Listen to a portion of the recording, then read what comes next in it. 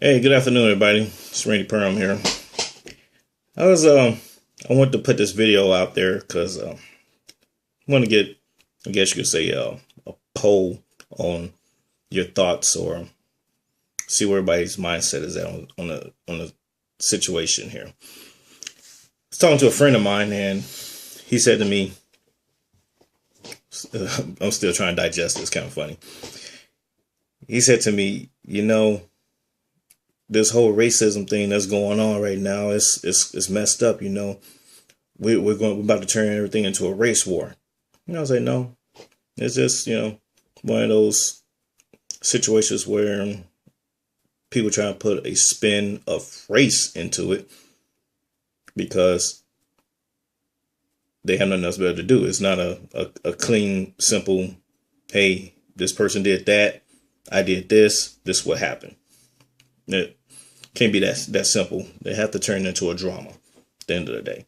Whatever the situation may be. Not just the Ferguson situation, but any situation. But anyway, my question that I posed was, is race a mentality or is it a skin color?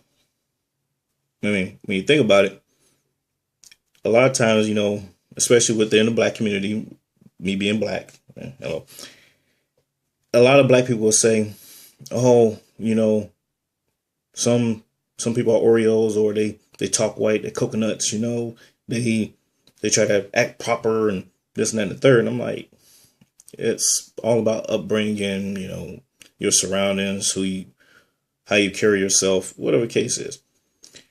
So what really defines a black person? I mean, I looked at many books, television shows, whatever. All I found is stigmatisms and stereotypes. A black person should talk with slang, should talk ghetto, while a white person should talk proper, dress nerdy, and, have money. Those are stereotypes at the end of the day. None of which is true. Actually, you see the opposites in both spectrums. I'm not going to go into the statistics of things, but anyway. So I'm really wondering, is race a mentality thing and not a color issue? I mean, yeah, color may be a factor in it all, but I honestly believe that race is a mentality thing. When someone says to me, oh, you hang around a lot of white people, you must be an Oreo or a coconut, or you must think you white, or you whatever. I just look at them like, that's the most dumbest thing I have ever heard in my life, among many other dumb things I've heard in my life. Or when I'm around my friends that are black, and they say, hey, you're a square. You don't sag your pants, you don't listen to rap music, which I do listen to rap music. But anyway, it's not about how you outwardly portray yourself to define who you are as a race or as a person.